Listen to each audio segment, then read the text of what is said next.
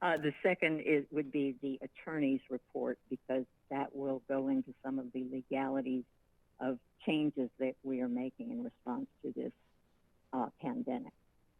I would like to eliminate the recycled star and add one item of new business, adding a position as head of emergency operations. That would be under new business. Does anyone else have any changes or additions to the agenda?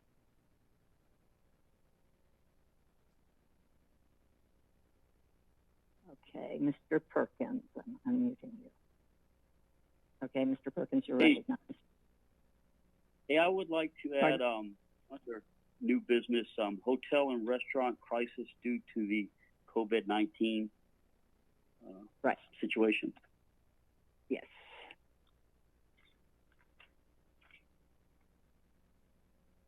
Okay.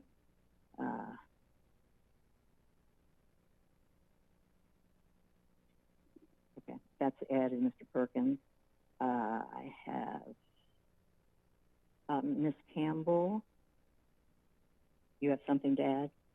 I was merely going to add what Mr. Perkins already added, so if there are no more, I would move the agenda as amended. With the...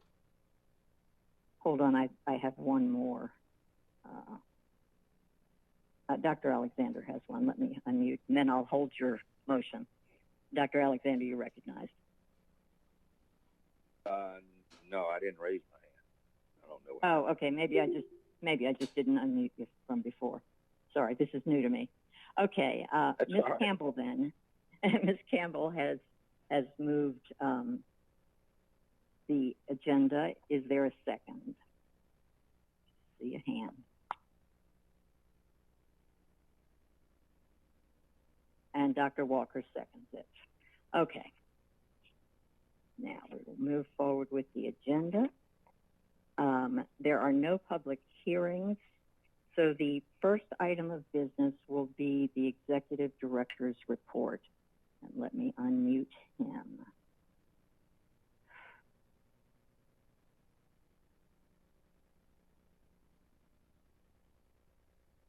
Okay, you're recognized, Mr. Johnson.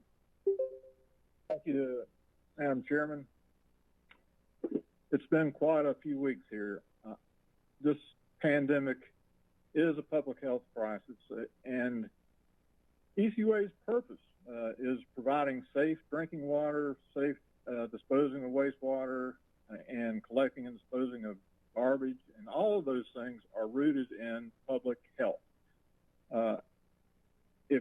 We must have a healthy workforce available to ensure that we can do all of these things that we do on a regular basis. All of our departments have been tasked with developing response protocols aimed at limiting employees' exposure to potential infection. We have been closely monitoring information from federal and state agencies, including the CDC and the Florida Health Department. We've also received guidance from the Department of Homeland Security. We coordinate on a regular basis with Escambia County and the City of Pensacola through the local EOC and share information to the media through the Joint Information Center at the EOC. Internally, we have been updating an emergency response plan that was initially developed back in 2008 for the threatened bird flu pandemic, and we've updated that to address the current pandemic. We've pushed out information to all our employees on awareness and safe hygiene practices. One great difficulty in this whole process is the constant and rapid evolution of the pandemic that each day demands we review and bolster whatever measures we may have put in place the day before. The pandemic began to touch ECUA personally around the 1st of March when conditions in China were worsening, and we had an employee that was coming back from a vacation in Asia. We quickly made a decision to require that employee not to return to work for a 14-day quarantine period. We have had other employees returning from overseas travel, cruise ship excursions, destination resorts, and other high population density destinations, and we've also counseled those folks to quarantine in place until it was safe to return to work. As conditions began to evolve, we, of course, started efforts to reduce exposure in the workplace. We increased our cleaning regimen in all of our offices, conference room, and public spaces. We installed plexiglass partitions in the customer service walk-in area. We suspended the discontinuance of water service for non-payment of bills. On Friday the 20th, we closed the customer service walk-in area altogether. Our customer service phone center houses a large number of employees in a relatively small area, and we began immediately to develop and implement a plan to allow those workers to work from home. They are now, those workers are beginning to be able to work from home. We figured out the process of allowing them access to their customer information system and their ECUA telephones from their home. And as equipment, time, and bandwidth allow, we are moving employees out of that area and other areas as well. We've suspended training on our new Tyler information system. We've diverted all the computers that were being used for that training to work at home purposes. Other departments are also implementing work at home for those employees whose jobs will permit it. And as I mentioned, bandwidth has been a big concern. Yesterday, I approved upgrading our bandwidth to 1 gig. So we believe we'll be in good shape there for a few months. But a lot of the essential services that we do cannot be done from home. We need personnel physically present in our water production and SCADA control rooms, at our 30 different wells, repairing the hundreds of miles of water lines that might break or sewer lines that might back up. We need treatment plant operators and lift station mechanics and sanitation truck drivers going about their normal activities as best they can. We need the people that help maintain the equipment and the technicians that maintain the computers that help them to be able to do their jobs. We are monitoring our supplies, especially PPE, personal protection gear, such as gloves, face masks, and Tyvek suits, those types of things. We've established plans and implemented plans where needed to limit contact with other employees and the public. Meetings, shift changes, other incidental contacts are by phone if at all possible. Split shifts are used to reduce the number of people passing through the same area. Non-essential services and tasks are being deferred. If there is attrition in the workforce, substantial because of illness or quarantine, even more services may need to be cut or deferred. We have exchanged information with other utilities, learn how we can all best deal with this situation. They learn from us, we learn from them. Whatever the case might be in the coming weeks, the dedicated professional staff of ECUA will continue to deliver these services that are essential to public health and the safety of the community. From the standpoint of the financial impact of this pandemic, there's several aspects that need to be considered. First is, as many businesses are closed and not using water, there's an associated permanent loss of those revenues. This will, of course, continue until such time as businesses return to normal. There's also the loss of revenue from customers that are not paying for their service at the moment. We will eventually collect those revenues, but in the meantime, it will affect our cash flow. The current estimate of decreased revenues is in the neighborhood of 34%. This is consistent with predictions by industry analysts. has the potential to reduce our cash flow, ECUA's cash flow, up to $4 million a month. Our cash flow needs, but continue in the meantime. We still have payroll. We still have debt service payments. We still need to pay our vendors. Got to pay for the lights and the fuel and the equipment we use and the supplies we buy and the services we buy, and on and on. We're still obligated for contracts for capital projects in various stages of construction. Yes, we may be able to delay future expenditures, but cash flow from current obligations are going to continue. Our response so far certainly is probably not perfect, but it represents the extent of our efforts at this point. As mentioned earlier, the impacts change day to day. Each day, we reassess our response and try to adjust accordingly. The best hope we have for managing this organization through this pandemic is, of course, the good work and dedication of our employees. That concludes my report. Thank you, Bill. And we will call for questions, but it occurred to me that I did not call for the roll call vote on the adoption of the agenda. So if the board members will hit *9 and raise their hands, I will unmute you, and Ms. Miller can call your names, and you can voice a vote on the agenda. Is this Vincent? This is Larry Walker. Okay. I vote yes. This is Larry Walker. I vote to approve the agenda. Also, I wanted to add a topic to the agenda, but the mechanics of what we're doing didn't allow me to speak. So okay. with permission, I would add a topic of position of executive director. Okay. Thank you. That concludes me. Thank you. Have all of the board members raised your hands and gotten unmuted? Ms. Miller, do you want to call for a vote on the agenda, please? Yes, ma'am. Ms. Campbell?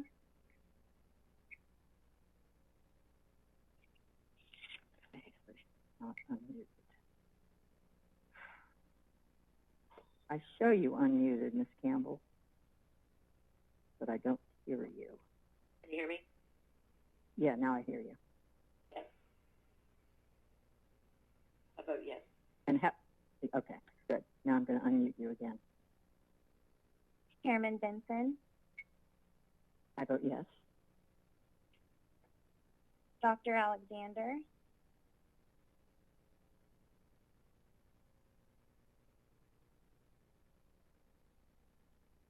Oh, wait a minute, you're muted. There you go. Vote You're yes. unmuted, Dr. Alexander. Okay, thank you. And Mr. Perkins? Perkins votes yes. The motion carries 5-0.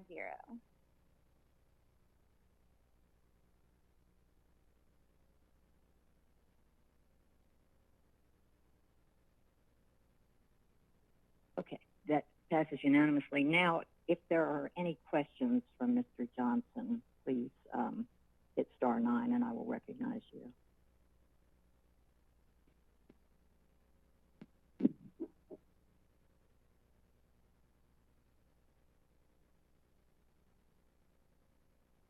I am not seeing any hands raised. Okay. Then we will move next to the attorney's report. Mr. Beasley, you are recognized. Hold on, let me find you. Will you raise your hand, Mr. Beasley, so that I can find you on this dashboard? Oh, here it is. Okay, now you're recognized. Hello.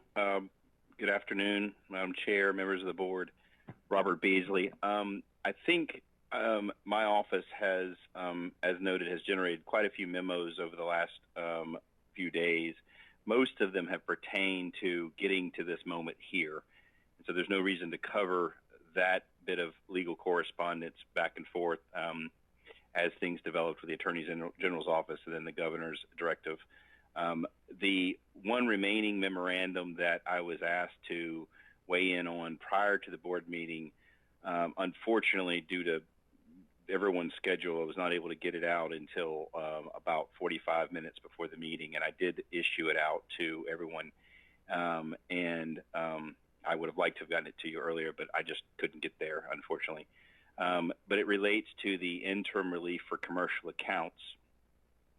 I'd like to take a minute and go through that memorandum, mainly because, one, I did get it out so late, and also it will pertain to one of the agenda items later. And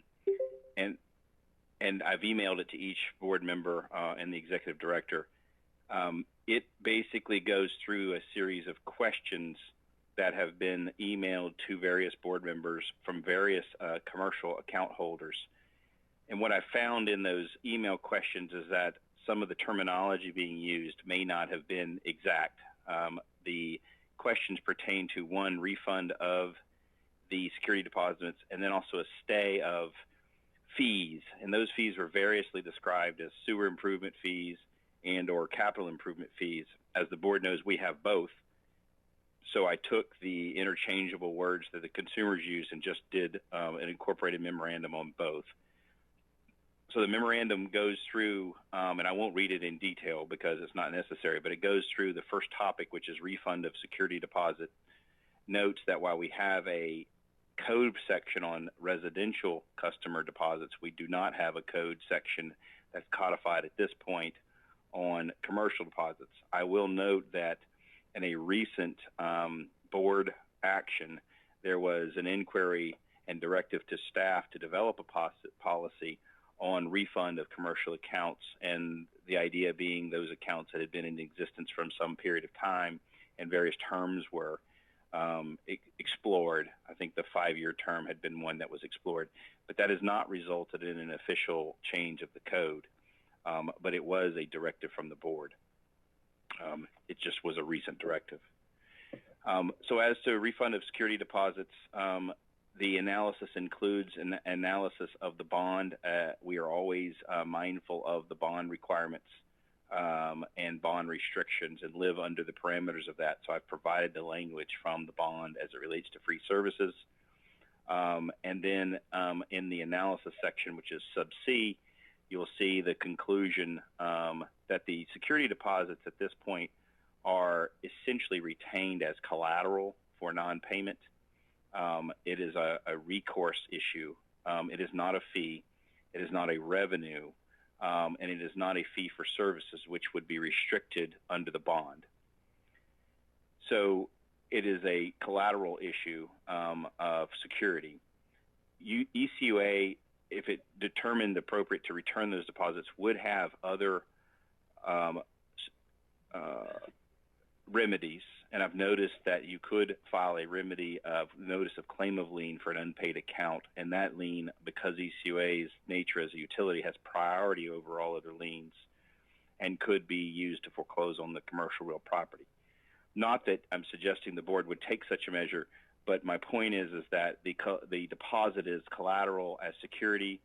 It does not leave the ECUA without a remedy if the deposit were returned. My conclusion on this commercial deposits from a legal point of view is that refunding the commercial deposits does not result in a violation of the terms of the bond covenants or any section of the ECUA code. Now, at that time, I wanted to make sure that this memorandum included a brief summary analysis of the financial impact of each of these three decisions. And working with Patty Sheldon and her crew, I wanted to make sure I incorporated at least a summary of some of the impact that each of these decisions would have. And what I've done is incorporate some of which is just a repeat of the same figures that Mr. Johnson provided in his report for consistency purposes. In this case, on the commercial deposits, the financial impact is estimated to be the fact that we are holding about $2.9 million in commercial deposits. Now, on our books, because they are deposits, they are booked as a liability. meaning that this is not money that is an asset of the ECUA, but rather money of others that we hold. And in fact, under 2-20, ECUA pays interest on these deposits. So while refunding the deposits eliminates the security in the event of non-payment, it does not decrease or diminish the assets of ECUA. However, there is a consequence. Because the number is so large, a directive which votes to immediately return those deposits would put a great deal of stress on the cash flow of ECUA, meaning the $2.9 million is held in deposit trust by ECUA would result in $2.9 million of cash going out in a very short period of time, which would impair the ability of operations. Not impossible, it would impair operations, and it would cause a great deal of financial strain in this next period on ECUA, just on a cash flow basis. So the suggestion is while this remedy is available as a measure of relief, if done, it should be considered to be done in a staggered type scenario over a period of time that would allow ECUA to digest the cash flow outgo of such a measure. Last point on that is the economic benefit of the customers for this measure is uncertain, as we were unable to get the granular detail of how much each commercial customer would get back and whether it's enough to matter. We weren't able to come to that point yet. Obviously, in this trying time, any dollars are helpful to the customer, but they vary from customer to customer, and so we were not able to get some kind of analysis together on what that would mean to the customer. The next two items are the sewer improvement fees and the capital improvement fees, both independent and separate fees being charged on both commercial and residential accounts. Sewer improvement fees are charged pursuant to Resolution 0707. The money generated from these fees is being allocated to the debt service of the SRF loans, which were monies borrowed under the state loan program for relocation of the Main Street plant. The total of these fees collected each year is $6 million. The debt service that these fees are allocated to is $5.6 million. So the result is that these fees generate a $6 million at ECUA, and we use 5.6 of that to pay and service the existing debt.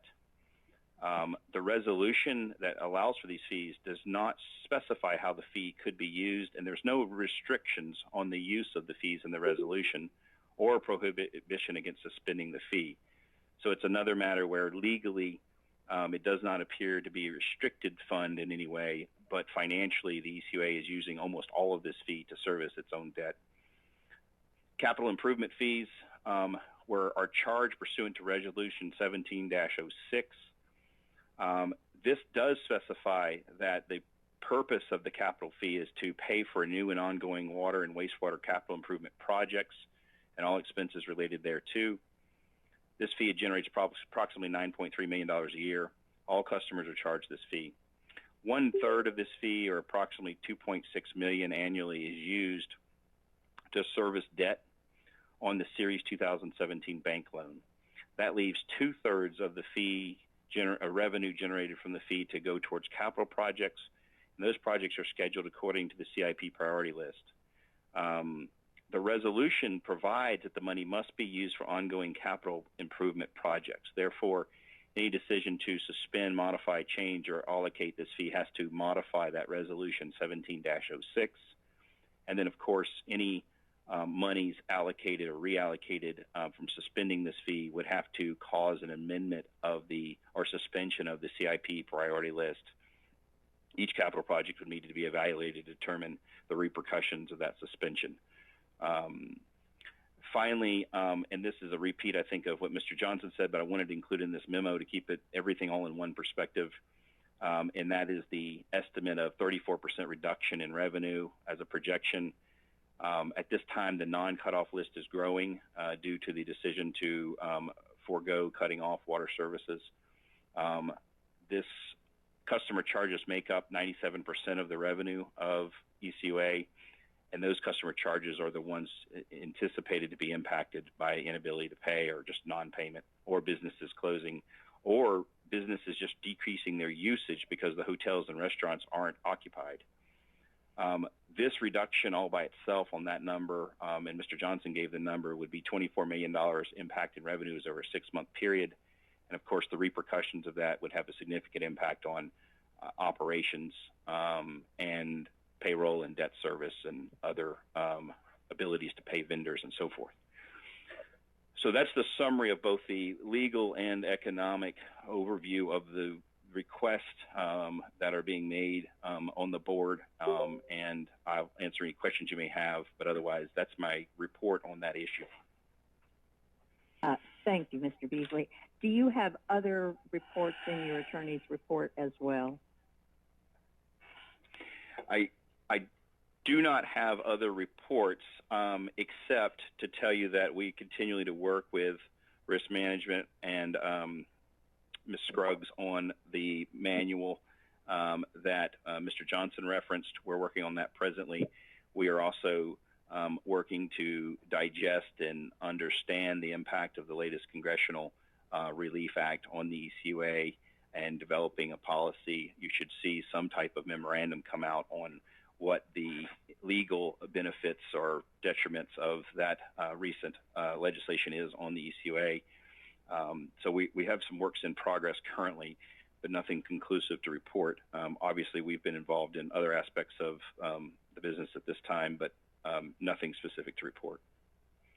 Okay, thank you very much, Mr. Beasley.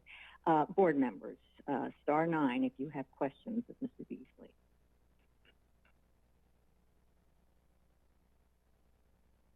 I see none. So we go now to open forum. Ms. Miller, are you still unmuted? I think you are.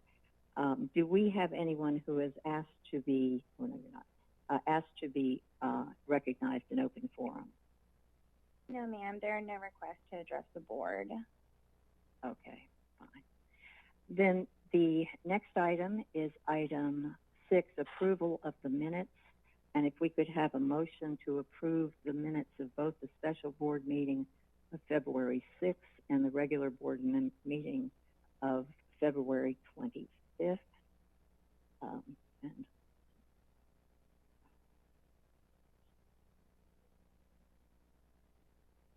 sorry, I lost my web control, just went down.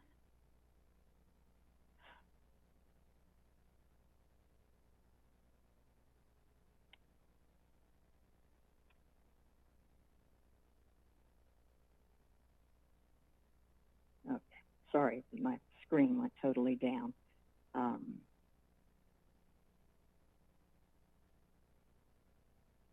see a hand on 0042. I don't know who that is. Let me unmute. Hi, this is Pichelle Schneier. I must have missed. May I speak? I'm sorry. Hello? Hold on. Open forum. Did you fill out the forms for open forum, Ms. Schneier? I apologize. I didn't get any information on doing that. Okay. And I just assumed okay, go ahead. that. Okay.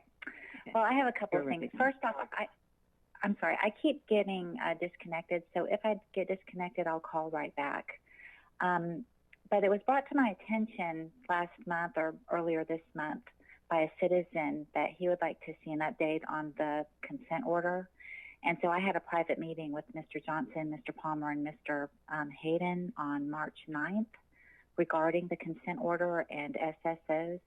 And they are going to give a PowerPoint presentation in May showing the progress so far and whatever other information they would like to share about it. But I think it would be really nice to see the progress, and I hope we'll be seeing fewer SSOs going forward.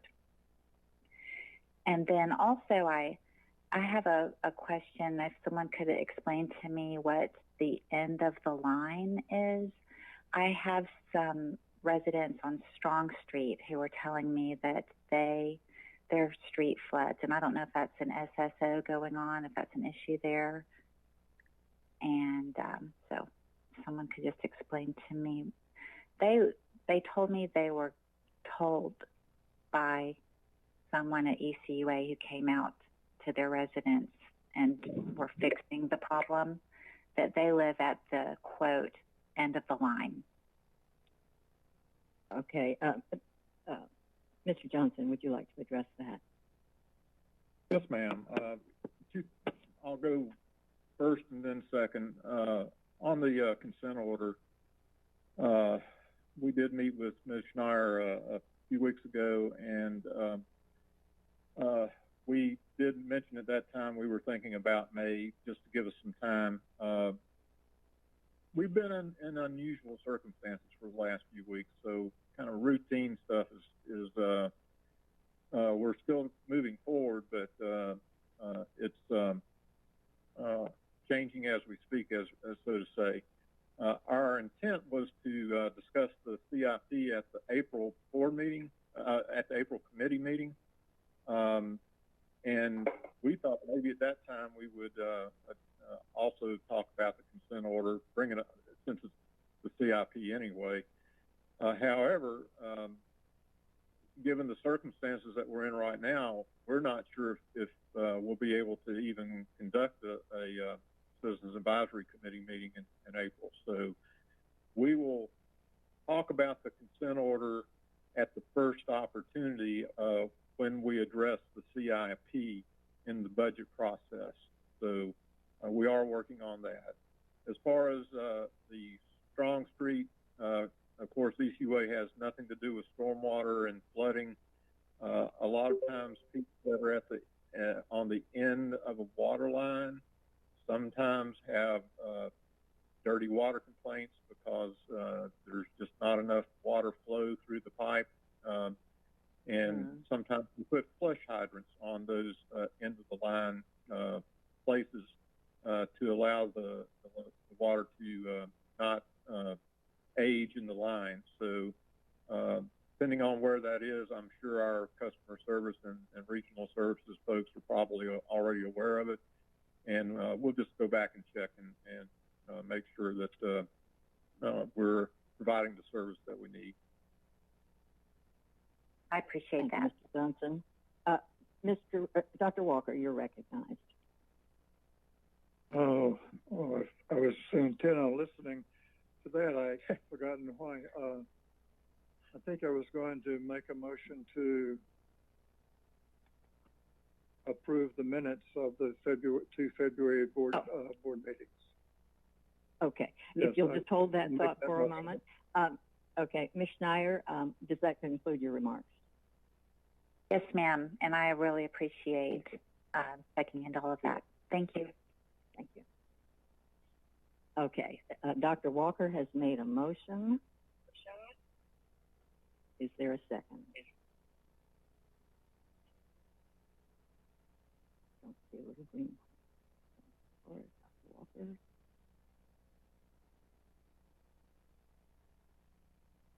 Okay, sorry. Mr. Perkins. Mr. Perkins. Second. Okay, second. All right, I will now recognize Ms. Campbell. Were you going to second? No, ma'am. I was going to ask to include in the approval of the minutes for the February 25th meeting, my memorandum of abstention to the vote on the College View issue of the February 25th regular board meeting. I stated it openly at the meeting and followed up with a written memorandum to Bill later, as instructed by Robert Beasley, board counsel, and with addition to the regular board minutes. Yeah, I will second if you need it. Okay. Okay.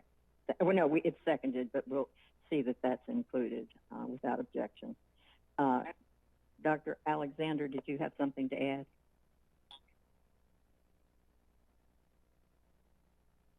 I think you're unmuted, Dr. Alexander. No, I was just going to second. Okay, we're all fine. good. Okay, then we'll let Ms. Miller call the roll for votes, please. And you're voting on the 2 minutes. Chairman Benson, Yes. Dr. Alexander, Mr. Perkins, Yes. Yes. Dr. Walker, Yes. Ms. Campbell. Yes. Motion carries 5-0. Okay. Good. Now you're all unmuted. If I don't unmute you, if I don't mute you, I can't see you when you raise your hand. So it's a little bit cumbersome, and I apologize for that. Okay, the next item is item 7, the consent agenda. And I'm going to read these in full because we're doing it over the phone, and I think it's important for the record to have all the words. So I apologize for the wordiness. Item 8A is award of bid RW316 FEMA West Pensacola well elevation. The recommendation is that the board waive the minor bid irregularities and award the contract for RW316 FEMA West Pensacola well elevation for the base bid and additive alternate to the lowest bidder, Vision Construction, LLC, in the amount of $221,945, and approve an amendment of the CIP budget to recognize the grant revenue and appropriate the full amount of the project, $283,915, to RW316 FEMA West Well West Elevation. Item 8B, Emergency Services from Rangeline Tapping Services Incorporated, sole source purchase. The recommendation is that the board waive the bid requirement due to the specialized nature of this equipment and approve the issuance of a sole source purchase order to Rangeline Tapping Services, Inc., West Palm Beach, Florida, for line stop assemblies in the amount of $201,600, with funding from the CIP project CS415, and 2, authorize the executive director to negotiate and sign a contract with Rangeline Tapping Services, Inc., to provide emergency services with the equipment as needed. Item 8C, granular activity carbon filter vessels and media, award of contract Ellison Well. The recommendation is that the board waive the normal bidding process based on the competitively bid award of contracts for prior work and award a contract for acquisition of 4 GAC filter vessels for our Ellison Well, along with an initial charge of media for a total of $398,999.60 to Calgon Carbon Corporation, with funding from CIP project CW005, GAC filters, new and replacement. Item 8D, granular activated carbon filter media, extension of contract, Avondale and Muldoon wells. The recommendation is that the board extend the GAC media supply contract with Calgon Carbon Corporation until July 1, 2020, and approve the purchase of 4,290 CF of GAC media from Calgon in the amount of $186,014.40, with funding from CIP project CW005, GAC filters, new and replacement, and a transfer of $61,000 from CIP project RW001N. Item 8E, Interrarity Road, Perdido Key Drive improvements, approval of UWHC agreement with FDOT. The recommendation is that the board authorize the executive director to enter into a utility work by highway contractor agreement with the Florida Department of Transportation for utility work associated with the roadway improvements at Perdido Key Drive and Interrarity Point Road, with funding in the amount of $541,717 from CIP project RW0001, supplemented by a transfer of $350,000 from CIP project CR405. Item 8F is the purchase of Kubota skid steer tractor for regional services. The recommendation is that the board waive the normal bidding process and approve the purchase of a Kubota SVL95 skid steer tractor from the local Kubota Vendor and Service Center Coastal Machinery Company at the competitively bid Sourcewell contract price of $58,437.12, with funding from CIP project CA515.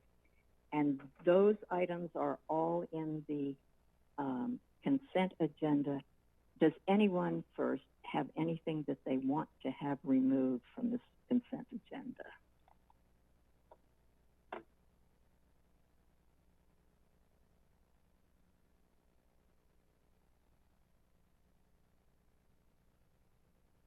Okay, I'm not seeing any hands. Then I'd like for someone to make a motion to accept the consent agenda. And if you would be willing to include in your motion that these are approved, but staff could defer any that seemed that they deem reasonable.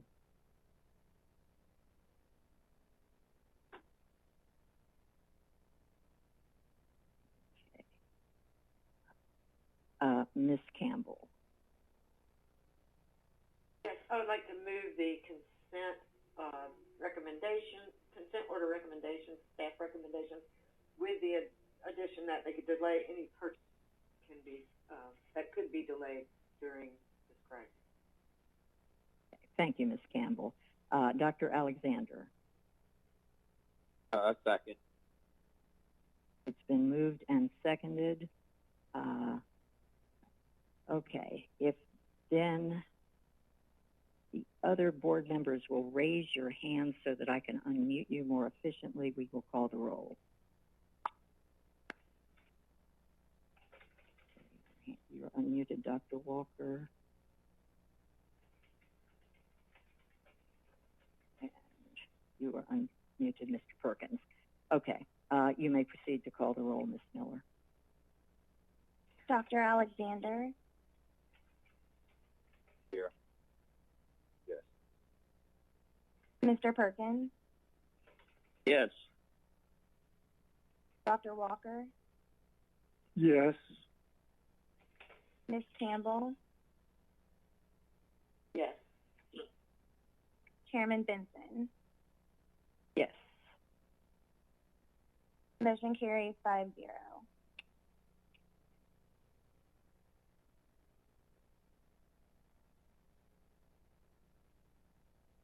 Sorry, I'm now going about unmuting you. Okay, thank you for that. Surely I will get better at this whole thing. The consent agenda is approved. You have the fiscal year 2019 comprehensive annual financial report. This is an informational item. Does anyone wish to address this item?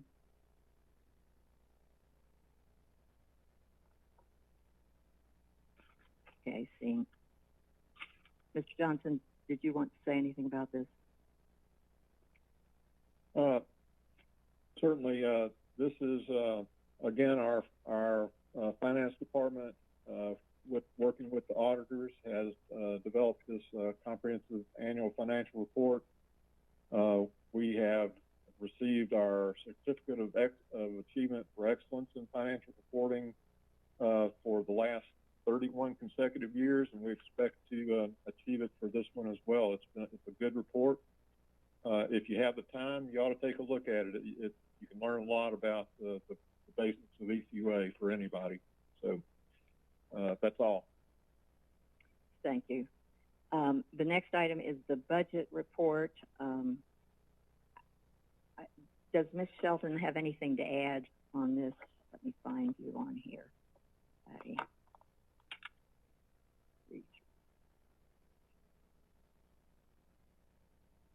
Would you mind just raising your hand? Yeah, if she will raise her hand, it's short changes. It's 3321, close to the bottom. She did it. Yeah, I got it. Okay, you're recognized. Good afternoon, Madam Chair. Thank you. On the budget report, I would just add that up to this point, we were pretty much on target, 41% of the year within our budgeted revenues and expenditures. So nothing really red flags on what's happened so far this year. Of course, as we've been talking, the red flag is what happens in the future. So unless you have any questions, that's all I have on that.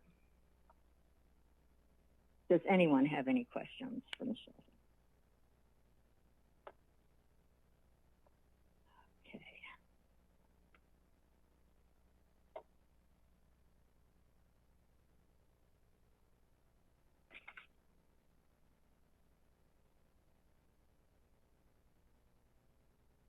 Okay, we move now to unfinished business, of which there is none, and then new business. I included under the new business the idea of the head of emergency operations. We are obviously in a period of transition. We've had Mr. Johnson here as our interim executive director, and I don't think any of us expected it to demand as much as it has of Mr. Johnson, and he has certainly risen to the occasion. We still expect Mr. Woody to take over on May 1st, and nothing makes me think that will change. He has stayed very engaged in all of the operations. But it occurred to me that it might be wise under these dire circumstances to ask that Mr. Johnson appoint someone to be the overall head of emergency operations in the utility, to look at all of the things we do and to make sure that there's sort of a command protocol for getting things done in case we have to move on a dime, which could be the case.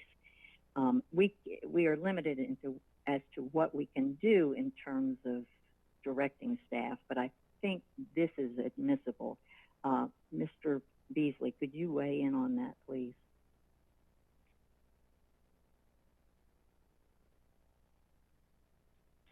I've raised my hand. I'm not sure if I'm able to speak at this time. You can. I had left you unmuted, so I don't see that your hand is raised. It's one of the little idiosyncrasies of this. So, yes. I was asked the question of how the code describes the responsibilities in a scenario like this, and the only guidance I could find was in the risk management section, which is 2-77, and risk management is described as potential risk to property, operational interruption, liability, and personnel. And then it goes on to give a directive to the ECUA to develop a contingency plan and also include pre-planning of possible backup systems to minimize loss and consider an essential plan. I think all of those things in one way or the other throughout the various departments are being done. The question is where does the responsibility for that? And that's in 2-78. And it says the ECUA board retains ultimate authority and responsibility for risk management. And then it goes on to say responsibility for ongoing administration of the risk management program is granted to the administrative engineer. Recommendations to the board to facilitate major risk management decisions shall be submitted through the executive director. As the board knows, we were charged with making some code changes. That project hasn't been shelved, but it's certainly been backburnered. It was a longer project than expected to start with because we had to line up the code with the act and then go through each section. One of the things that we were doing with the code is identifying throughout the code all of these positions that are identified in the code and compare them to our corporate tree, if you would, to determine if that position even exists today, and then change them. Unfortunately, this has got us to this point where the risk management program has been granted to the administrative engineer. My understanding is we don't currently have an administrative engineer, which is different than the executive director, which is different than the assistant executive director. So when asked the question of, who actually is in charge of the risk management for ECUA from a staff point of view, my answer was the administrative engineer. That position not existing, there is an opportunity for the board or the executive director or in conjunction with each other to figure out, exactly who needs to be identified in that position as being in charge of risk management for a comprehensive development of policies throughout the departments and compiling those policies into and procedures into some type of cohesive plan. Okay, in a sentence, is this something that we are empowered to do? 2-78 says the ECUA board retains ultimate authority and responsibility for risk management. And then ongoing development of the plans, programs, and the reporting is delegated to the administrative engineer. So what that tells me is that ultimately the board is responsible for risk management decisions at ECUA to include, and it's defined in a way that I won't read, but it's defined in a way that I believe this is it. We are now in a catastrophic loss or potential loss, and the direction is to develop reasonable practical methods to avoid, control, or finance catastrophic risk. And so the question is then, the ECA board is directly in charge of this tasking and has retained authority for this tasking, but there is an administrative component appointed to be charged with the tasking inside of the staff, and that is this administrative engineer, which does not exist in the ECA structure, administrative structure. So then I believe you're telling me that we could move to appoint someone in the staff to be administrative engineer or emergency ops person, or we could direct Mr. Johnson to create that position, correct? The position exists. It's just that the title doesn't exist any longer. And then this isn't unusual, by the way. Throughout this code, there are titles that are relics that have been collapsed into various other departments and merged into departments. And we actually have a spreadsheet of the code, the title used, and then who we think might be in that title today. And we spent some time, and the plan was to sit down with the executive director and the various department heads and say, okay, here's the title, but this position doesn't exist. Who actually does this, and line them up?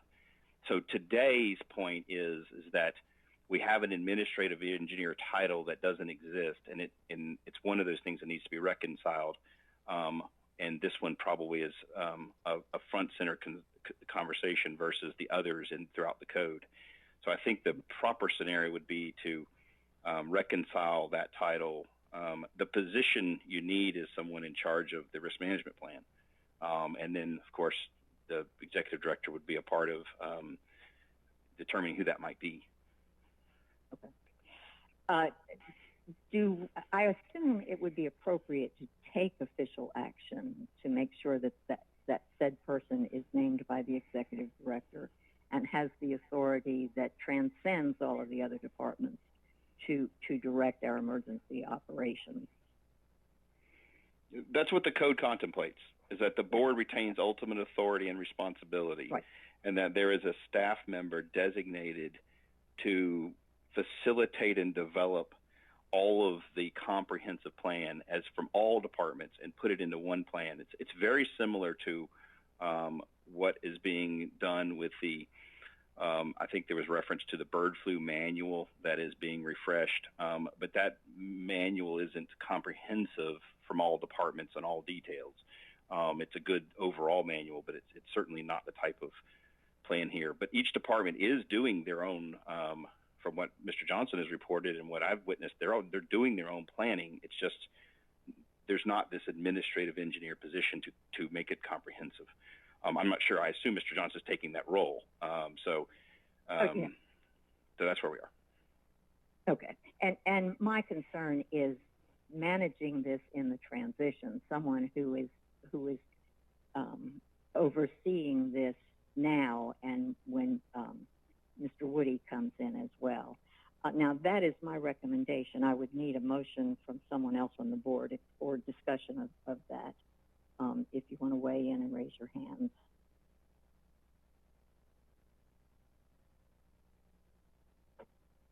Okay, Dr. Walker, hold on. Let me unmute you. Dr. Walker, you're recognized.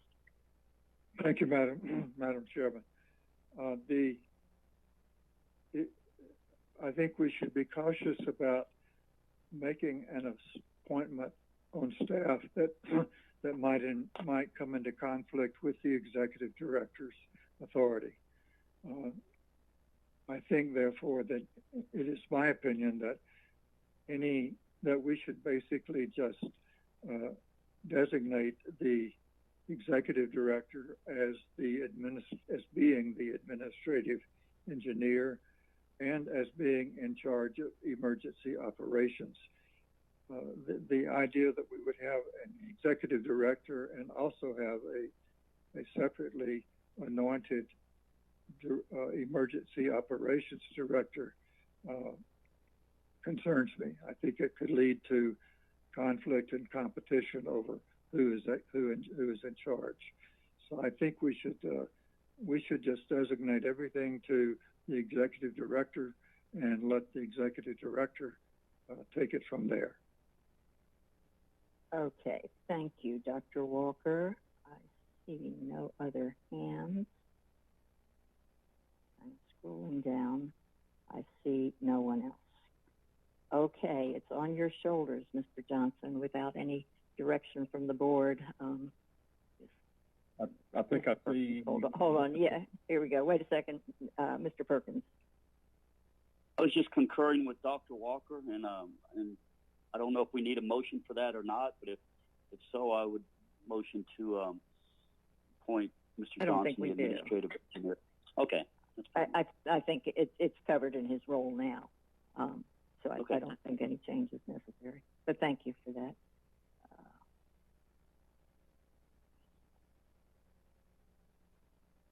Chairman Benson? Yes. Ms. Campbell has her hand raised, but it's saying it's invalid. Oh, dear.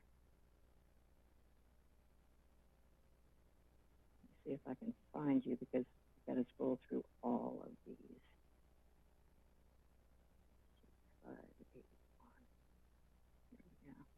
581. Yeah, it's not showing up. Okay, I've unmuted you. Can you hear me? Can you? Yeah, I can hear you. I don't know why that didn't work. But go ahead. Anyway, well, with this conversation, I would like to know from Bill, I know when Bill signed on, he signed on to be an interim administrator. I'm sure he had no idea what was going to happen in his hands with his job. But with that being said, I would like to know if Bill would like for us to appoint a head of emergency operations to help him during this time of crisis. And if he would, I certainly am open to either making that appointment ourselves so as not to upset any employees, or allowing Bill to make that appointment if he feels comfortable. Mr. Johnson, would you like to respond? Certainly. I appreciate the thought. Certainly been pretty busy lately, no doubt about that. But then again, so have all of us. If there were some other individual that were given those assignments, it would certainly be a relief on me, but it would be a burden on that person, I believe. And right now, I believe that the staff is working as a team. We've got 3 deputy executive directors that are managing their groups very well. Ms. Gruggs in the HR department, Patty Sheldon, John Donna, Gabe Brown, Stacy Hayden, everybody's pitching in. Tom Dawson, there's just Randy Sears. They're all doing yeoman's work in making sure that this organization functions properly. So from that standpoint, it's not that kind of a burden for me. They're doing my work for me, and I appreciate it very much. So I think we can manage. We keep in touch, as you mentioned, with Mr. Woody. So he knows what's going on. He has provided some guidance, some indications of what he's dealing with, where he is now, and has basically indicated his support for the approach that we're taking. I think we're okay right now. So I'm very willing to continue on until Mr. Woody gets here in the capacity as it is. Madam Chair, this is Robert Beasley. I think my hand may be still unmuted. Is that correct? You're unmuted, yes. Okay. Sorry for the interruption. Make sure, Ms. Sure. Ms. Campbell, does that answer your question before we go to Mr. Beasley? I would just like to add that, Bill, I think, Bill, you're doing a great job, and if you need help, you just reach out. We can make a special meeting at any time to make any changes that you think need to be done. Concur. We will. Okay, Mr. Beasley, go ahead. Yes, just a technicality along Mr. Perkins' suggestion. I do believe that if I would like this section of the code to have a filled position that's relevant to current operations, and so if the pleasure of the board is to appoint the executive director as the responsible party noted under Section 2-78, then this may come into play as we move further down the disaster corridor with FEMA and other issues. I would ask the board to entertain a motion or make a motion that specifically designates the executive director as that party under 2-78, and that clarifies it. It doesn't fall on a dead or empty position, and we can move forward on that grounds. Okay, great. Ms. Campbell, you're unmuted. Would you like to make that motion? I would certainly like to make that motion. And I'm looking at Mr. Perkins. Hold on, I'm unmuted. There you go. I second the motion. It's been moved and motion. Seconded. Okay, thank you. Any other discussion? Okay, if all the board members will, But again, if you'll raise, okay, go ahead, Ms. Campbell. Ms. Campbell? I'm sorry. When I push the 9, it says that it's not valid. I'm sorry. I, again, just want to make sure that Bill understands whenever he wants to raise his hand and ask for help, just to do so. I have no hesitation at approaching the board in a situation that would call for it. Thank you, Bill. Okay, if the board members will please raise your hand so I can unmute you. You're unmuted already, Ms. Campbell. We will ask Ms. Miller to call the roll to vote on this.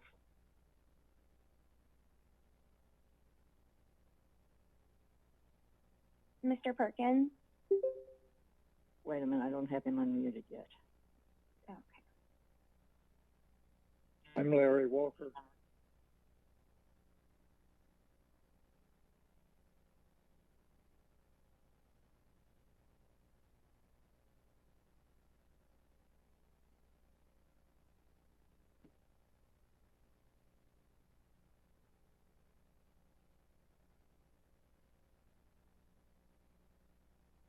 You may be, Mr. Perkins, will you try to speak? You may be unmuted. I think you're hearing from Larry Walker. Oh, wait. Okay, there we go.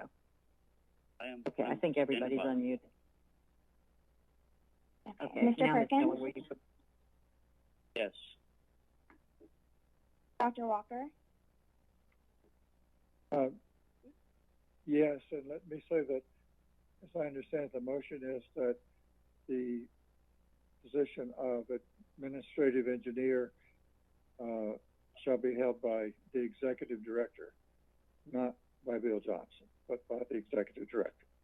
I hope that's correct. My vote is yes. Okay. Ms. Campbell? My vote is yes, and that is clarified. Chairman Benson? Yes.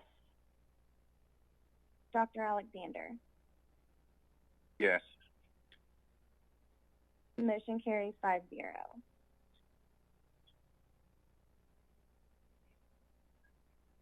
Okay. The next item for discussion is the hotel and restaurant industry and their request. Mr. Perkins, you are recognized. Thank you, Madam Chairman. Can you hear me? Yes. Okay. Yeah, I have been contacted by people in the business community who are basically panicking. They're trying to keep their employees employed, and they're getting down. Some of the restaurants, for example, are serving takeout only, and they're downsizing their staff, but they'd like to keep, some staff working. And the problem they're running into is with the fee. It's not the sewer improvement fee. It's the capital improvement fee that is based on the meters and the large sizes, and that one can be pretty high and is causing them some difficulty. And then the other thing that is causing them difficulty is the we had talked earlier, and we were in the process of looking at refunding the commercial deposits after a period of good payment, like we do with residential accounts. And so there are basically two parts to the equation, and I'd like to address both parts, but the first part I'd like to address is on the security deposits. And now my understanding is that fund is separated completely from our other funds and not allowed to be used for operational items, so it should not impact us operationally. Additionally, once these people are getting back to work on the second part, the problem with paying the capital improvement fee won't be as difficult for them. So what I'd like to do first is make a motion on the first part, which is the commercial security deposits, and I'd like to make a motion that we provide refunds of commercial security deposits whose accounts are not delinquent and paid in full for 24 consecutive months within 90 days, but immediately for those who request them.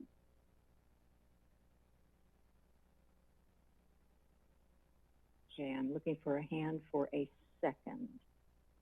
I can repeat the motion if you need me to. Okay, I'm leaving you unmuted. Dr. Alexander. Yeah, that was the motion. I second.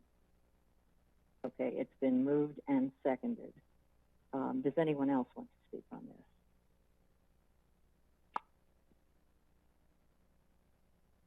My only concern is the timeline and the fluidity of the cash, whether we could give staff a little bit of wiggle room on that 90 days. It may be that the 90 days is doable, but we may need to spread it out just a little bit more if necessary. Would you be willing I'm to open let to staff 120 if necessary, as long as we have it within 90 days individually for those who request it. I mean, if they think they need 120. Madam Chairman?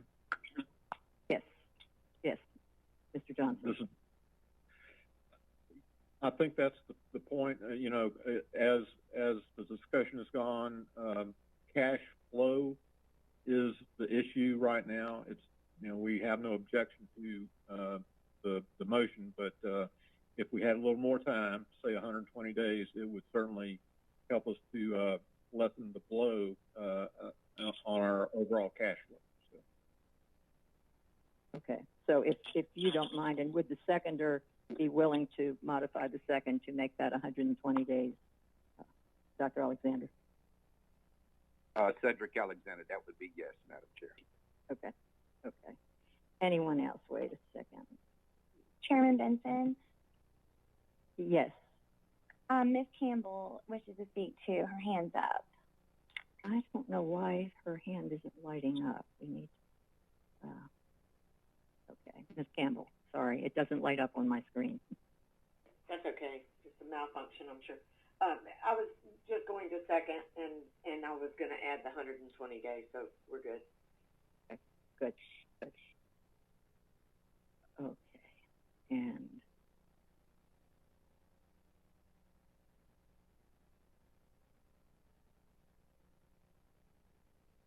okay. I have a hand raised 3321, and I can't identify that, but I've unmuted that person. Madam Chair, this is Patty.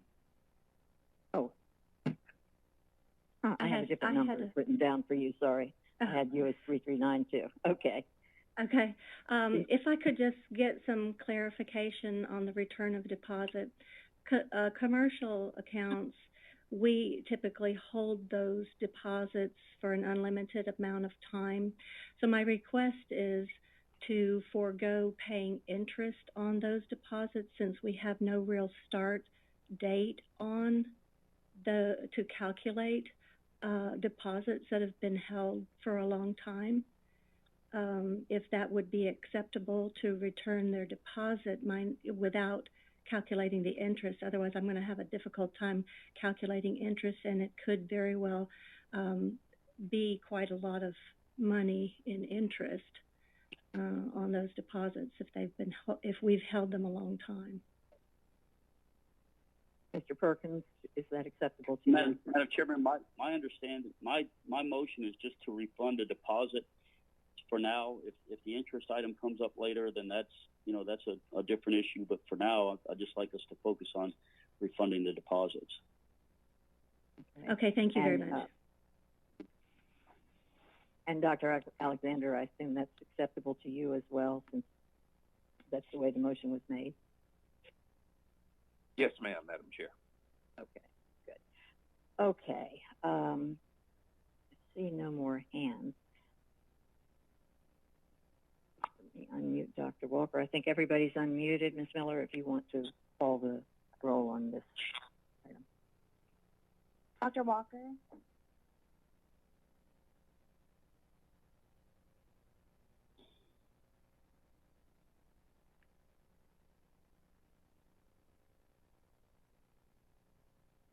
Dr. Walker, I apologize. You were muted.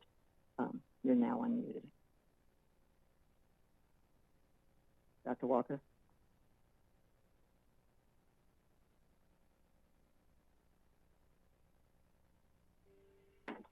Well, Is anyone here? Larry Walker? there you go. There you go. Okay, Dr. Walker? All right. Thank you. I think a decision like this should be taken only after thoughtful consideration, and that certainly has not happened as a group activity today. Perhaps I'm denser than most, but I don't even really understand what the motion said, and I have only a dim idea of what its effect might be on ECUA. I think we should table this motion, and in fact, I will say that I move that we table this motion and take it up after due consideration at the next meeting. A motion to table, it does need a second. So is there anyone who would like to second the motion to table? Oh gosh, would you just speak up if you want to second it? You are all unmuted board members, so if anyone wishes to second this, you may speak. Okay. So the motion to table dies for lack of a second. Okay, we will proceed with the vote on the motion for Mr. Perkins to grant a refund of... I'm sorry, go ahead, Dr. Walker. My vote is no. Okay. Ms. Miller, do you want to call the rest of the roll? Yes, ma'am. Ms. Campbell? My vote is yes. Chairman Benson? Yes. Dr. Alexander? Yes. Mr. Perkins? Yes. Motion carries 4-1.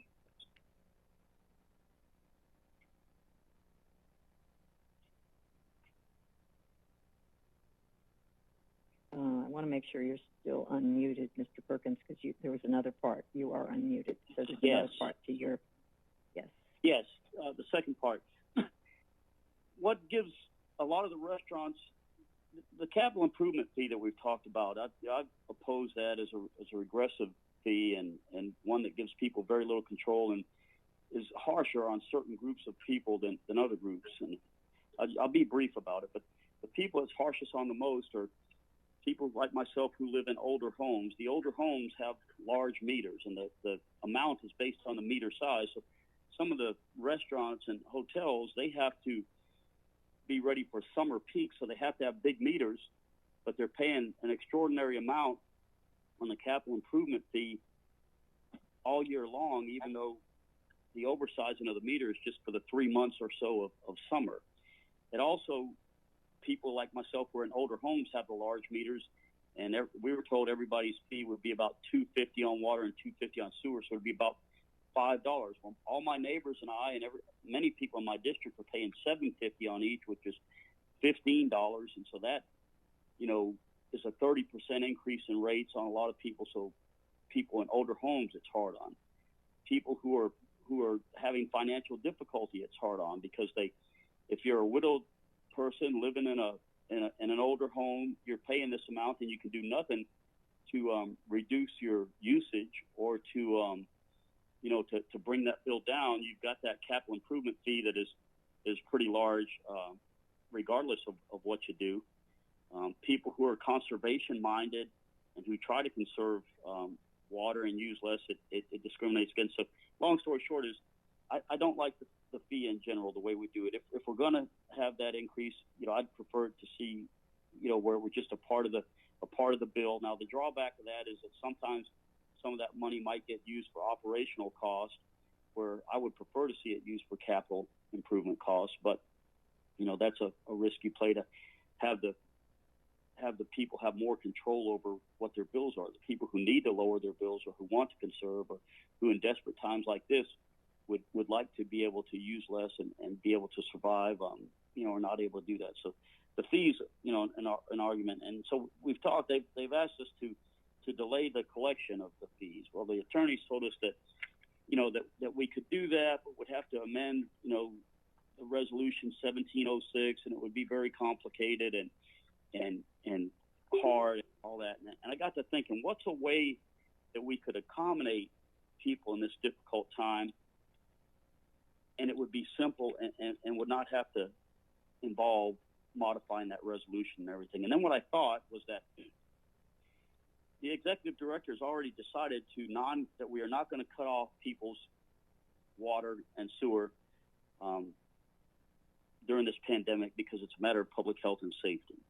And so we basically have in place a non-cut of commercial or residential accounts for non-payment, or even partial payment. If some people, some of these businesses might like to pay part of it, what they can, but once they get up and going, then pick up on it. And I honestly believe, and I'm hopeful, that within a month or 6 weeks from now, the businesses will be allowed to get back into operation. Restaurants will be open, malls will be open, hotels will have people, we'll have freedom of travel again, and we'll normalize somewhat. So the period we're talking about is a relatively short period.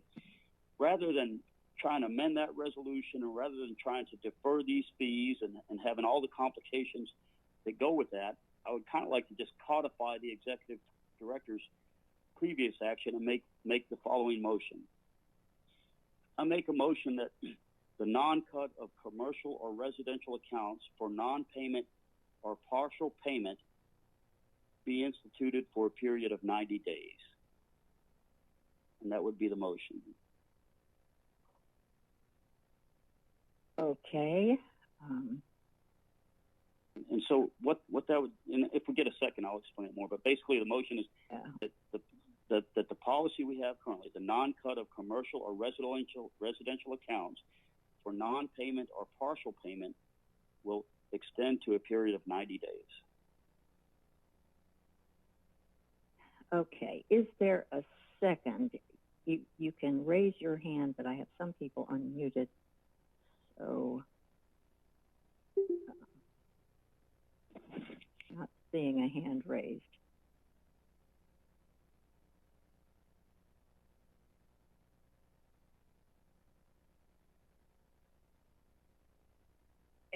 As I understand your motion, Mr. Perkins, if I might ask, you are simply making formal action to ratify what was done by the executive director last week, were you not? Correct. You really didn't ask to modify the capital improvement fee or the sewer improvement fee. Is that correct? Correct. Okay. So all we're doing is making a motion.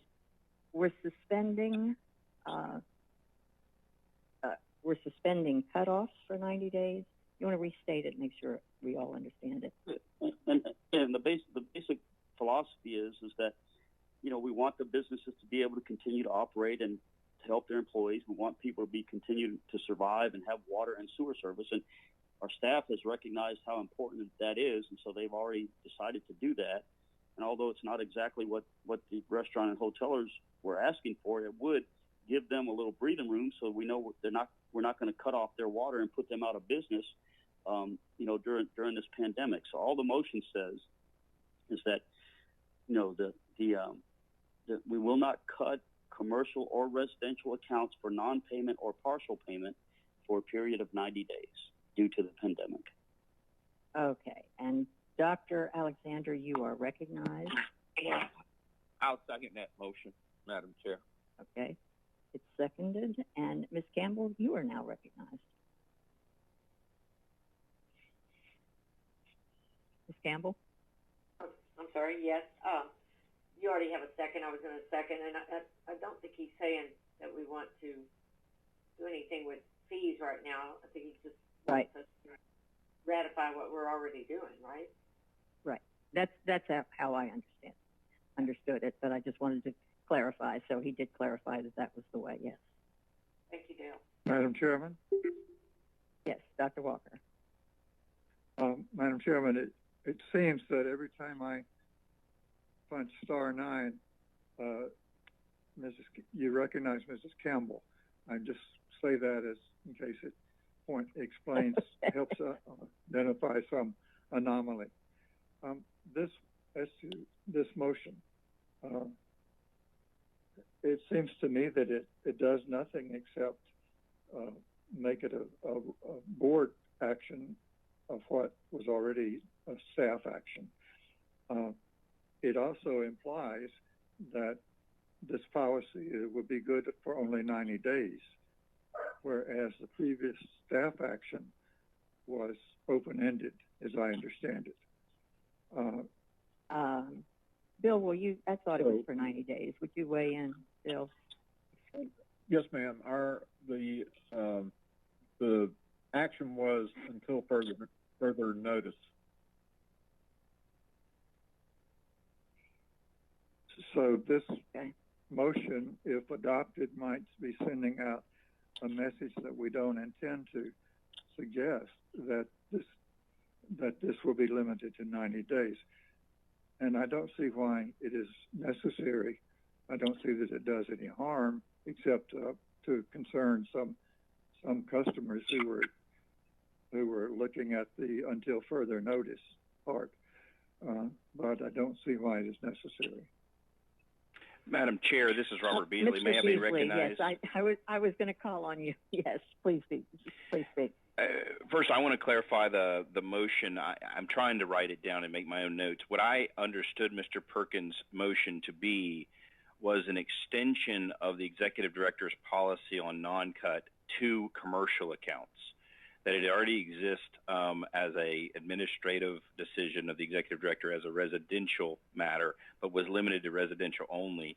And Mr. Perkins' motion seems to be focused on extending that.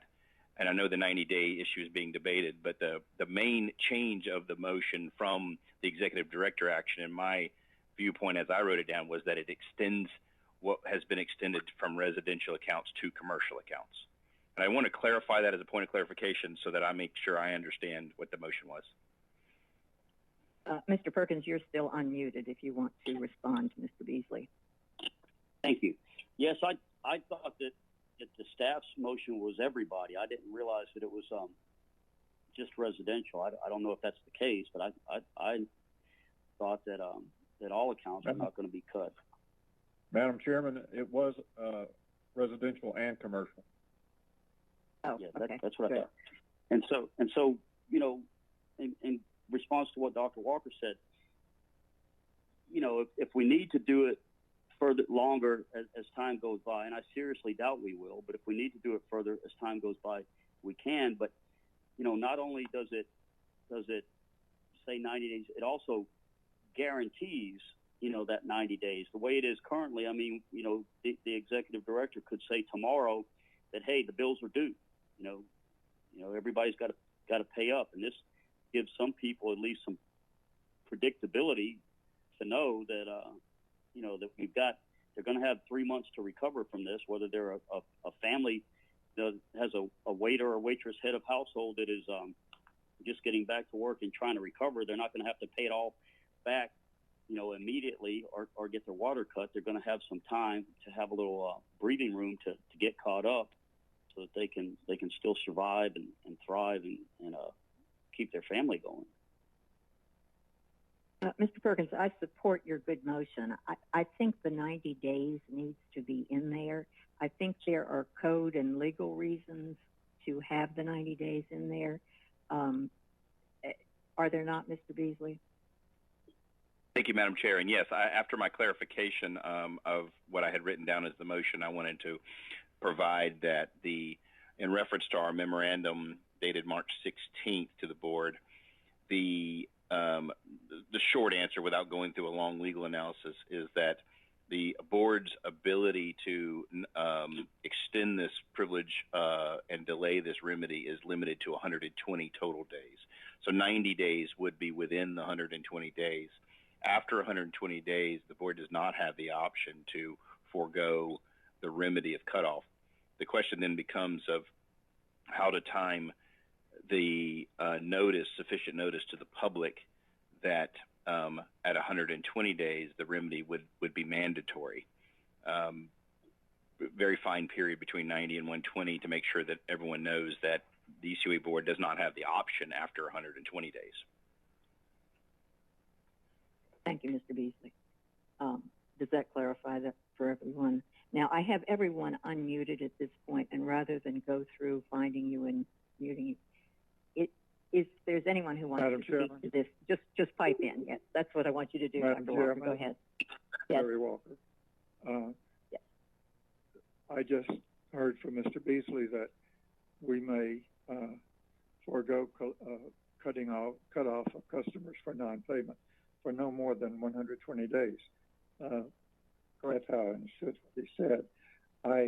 That's the first I had known of that, which just suggests to me how little we really know about what we're doing and some of these actions that we're taking at the present time, both the last one and this proposal.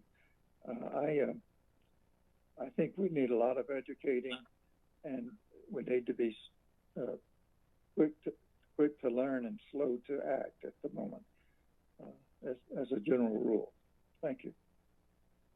Thank you, Dr. Walker. Anyone else, just pipe up.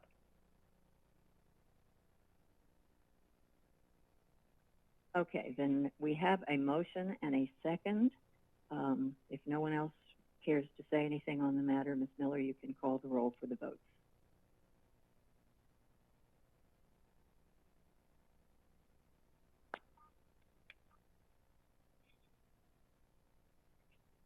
Oh, you were muted. Sorry.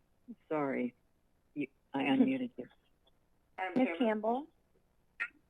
Yes, I'm glad you called on me first. I was trying to speak and I couldn't. Would the maker of the motion accept a friendly amendment that we will also work with the customers on a deferred payment plan? Absolutely.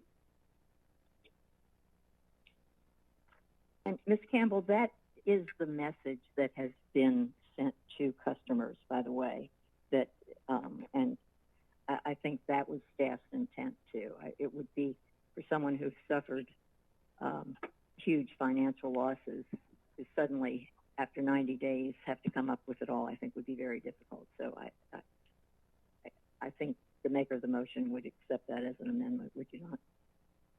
Right. Thank you. Then I will vote yes. Chairman Benson? Yes. Dr. Alexander? Yes.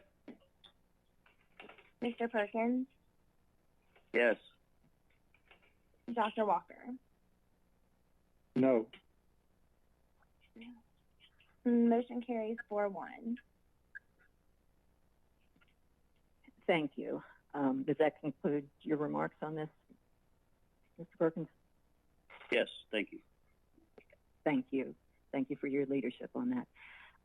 What I'm going to do is I'm going to leave all of the board members unmuted at this point, it is so cumbersome to scroll through about 80 numbers to find you, and I think it's going to be easier to simply, when you want to be recognized, to speak up, if that's okay. The next item of new business is position of executive director, and that was submitted by Dr. Walker. So you are recognized, Dr. Walker. Madam Chairman, we don't know what the future may hold, and it may hold almost anything. Some very bad things could happen in the near future to change our situation dramatically. One of those is the possibility that something could happen to Mr. Woody's ability to move to Pensacola and become our executive director. He could even die between now and May 1st. A member of his family could die. Circumstances could arise in St. Joseph where he felt that he just simply could not ethically leave St. Joseph. I think the board should consider arranging to have a backup person in position who will say that, yes, that person will become acting director, executive director on May 1 if Mr. Woody should become unavailable. I would suggest I'm not making a motion. I would suggest that it be the consensus of the board that the chairperson of the board proceed to communicate with some individuals and come up with someone who would be in that standby position. Thank you. Thank you, Dr. Walker. Anyone else want to say anything on this subject? Yes, Madam Chair, Cedric, can you hear me? Yes. You're recognized, Dr. Alexander. Yes, ma'am, even though I think that would be an idea under the conditions in which we all are living. But I'm going to be a little less reserved than my colleague there in regards to that. Because if we're going to have someone in a backup position, then for me, that requires that we're going to have a process in which we're just not going to pick somebody out of thin air, but a process in which we're going to need to put somebody in that place permanently. So unless we're willing to go through that type of extended search again, which would be way premature, my suggestion would be that we hope for the best at this point, but to just arbitrarily pick someone to fill that position, because whoever gets that position this moment forward, in light of the time that we're living in, it's going to be critically important that it's not a temporary person that we just pick, but someone who's equally as qualified or more qualified than Mr. Moody. And that's all I got to say about that. Thank you, Dr. Alexander. I'm seeing a hand from someone that's 5344, and I don't recognize that person. You are, well. This is Bruce Woody. Mr. Woody. Good afternoon. Well, it's good to hear from you. Backup plans are always very prudent, but I will assure you I am currently well. I plan to be in Pensacola the week preceding May 1st, or very shortly thereof, and looking forward to the opportunities. By the way, everything that I've heard from Bill Johnson and staff is very encouraging. You have a wonderful staff that are serving you well right now.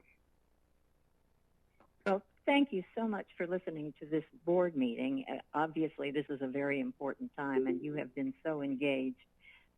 But it's reassuring to hear your voice and to know that your plans are continue to be our new executive director. Well, thank you all. Thank you, and be well. Any other board member, remember you're still unmuted.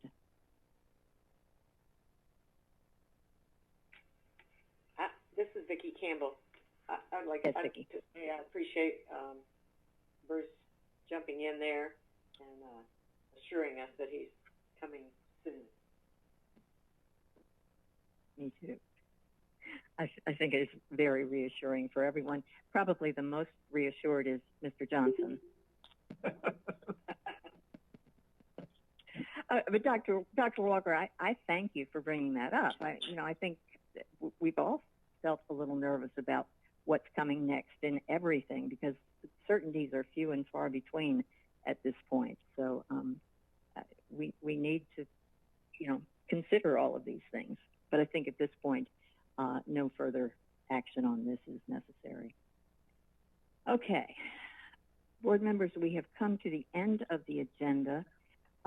It is now time for board communications. And if you will just say your name if you want to speak. Madam Chairman. Ms. Campbell, you're recognized. Just wanted to add that government has two main functions, public safety and infrastructure, and ECUA takes them both very seriously. We all feel bad about what individuals are going through and what businesses are going through. I own a business myself, so I totally understand what business owners are going through. We've held cutoffs to residential and business accounts. We are not going to terminate service for non-payment. We're going to work with customers on deferred payment plan. I've heard our attorney and our staff saying that they're going to look at all options, and we should have answers for other solutions that are available for assistance by this time next month. So I'm going to just ask that we only move forward in the interim on essential capital improvements, that we don't hire any non-essential employees, and we just ask staff to join us in keeping expenses as low as possible. And I would like to ask the DEP for an additional 10 years on that plan of reparation at this time. Just something to think about going forward. I think it's a great idea. Other board members? No, this has troubled all of us. And, we have great compassion for our customers, and we have certainly shown that in what we're doing. Our highest obligation is to keep water, sewer, and sanitation flowing. And so we have to be responsible from that end. I think we must protect our workforce. That is critical. I looked at our org chart and I thought, boy, that's upside down. The board shouldn't be at the top. It's the people in the field who are keeping these services going who really are the most important people in this. And I'm glad we have such a wonderful workforce now. And we just need to meet our obligation to do what we can to keep the ECUA going.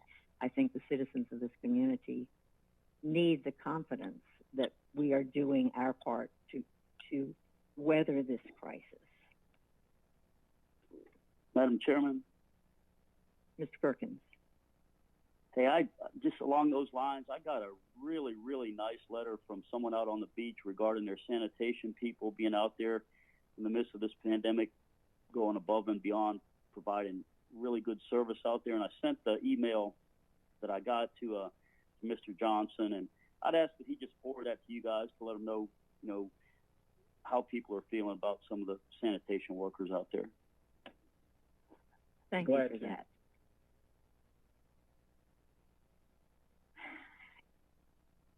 All right. Anyone else?